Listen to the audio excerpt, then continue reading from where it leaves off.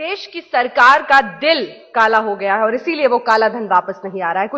कुछ लोग उस काले धन को मॉरिशस रूट से सफेद में तब्दील कर रहे हैं या स्विट्जरलैंड में रख रहे हैं, और सरकार उस पर क्या कर रही है, यही है बड़ा सवाल।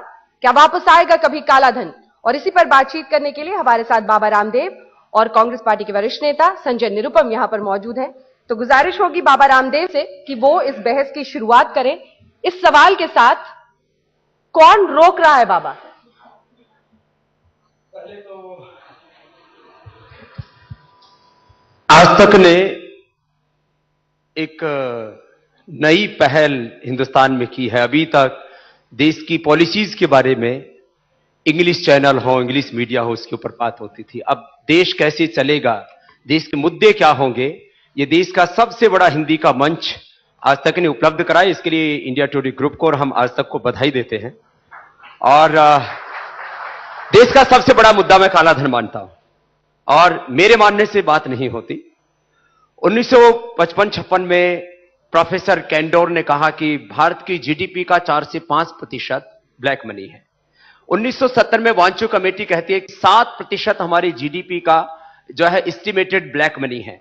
1980-81 में national institute of public finance and policy ये कहते हैं कि 18 से 21%। हमारे जेएनयू के प्रोफेसर अरुण कुमार से लेकर के जो भारतीय इकोनॉमिस्ट है वो कहते हैं 40 से 50% हमारी जीडीपी का ब्लैक मनी है, और उसका 10% भारतीय जो इकोनॉमिस्ट है वो कहते हैं कि हर वर्ष बाहर चला जाता है। जो ग्लोबल फाइनेंशियल इंटीग्रिटी है वो कहते हैं कि 16% हमारे देश का हर वर्ष बाहर चला जाता है। माने करीब, यदि हम नॉमिनल मोड पर देखें भारत की जीडीपी तो 16 करोड़ रुपए की है, और जो है पीपीपी मोड पर देखें तो 200 लाख करोड़ की है। यदि हम नॉमिनल पर ही मान लेते हैं तो देश का 10 से 16 लाख करोड़ रुपए हर वर्ष ब्लैक मनी बाहर जाता है। कितना अच्छा होता हमारे आदरणीय प्रधानमंत्री जी, ये आजकल बहस चल रही है और बड़ा उथल पुथल मचा हुआ है भारतीय राजनीति के अंदर एफडीआई के ऊपर। हमारे देश के अंदर ये एफडीआई की जो असली जो जड़ है उसी के ऊपर ठीक से बहस हो जाती जो अभी तक आ चुकी है।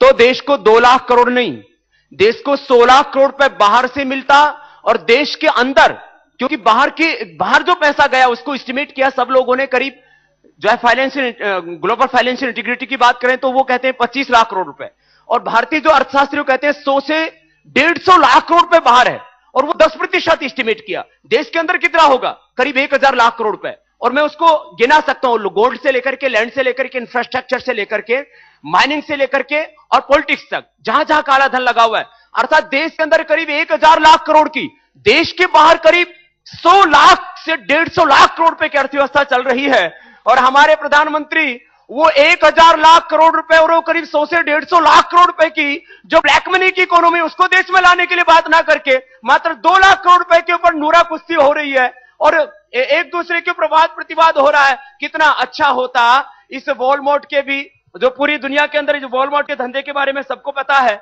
अभी जो है इसके ऊपर ब्राजील में, चाइना में, साउथ अफ्रीका में केस चल रहे हैं, जांच चल रही है इसके ऊपर कि ये लोगों को काला धन देता है, रिश्वत देता है। मैक्सिको में 150 करोड़ रुपए की रिश्वत देना इसने स्वीकार किया है।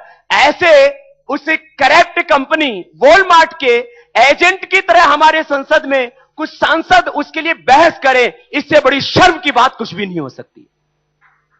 चलिए ठीक है, काला धन से आप एफडीआई पर पहुंचे, आगे बहुत सारे सवाल हैं। एफडीआई में काला धन आया हुआ है 60 से 80%, पहले भी, अभी भी अपना ही धन कुछ बेईमान लोग देश में लाकर के और देश की अर्थव्यवस्था पर कब्जा करना चाहती है। मैं नहीं कह रहा, हमारे देश के नेशनल सिक्योरिटी एडवाइजर भी कहते हैं कि एफडीआई में, एफआईआई में ये काला धन आ रहा है, इससे देश की अर्थव्यवस्था को खतरा होगा, पूरी देश की अर्थव्यवस्था को हम गुलाम बना रहे हैं एक तरह से विदेशी लोगों का। चलिए ठीक है संजय जी, पहले तो काले धन पर सरकार एक कौड़ी अभी तक देश वापस नहीं ला पाई है, वो बड़ा मुद्दा, वो सवाल, और एफडीआई में जो से जोड़कर बता रहे हैं बाबा रामदेव।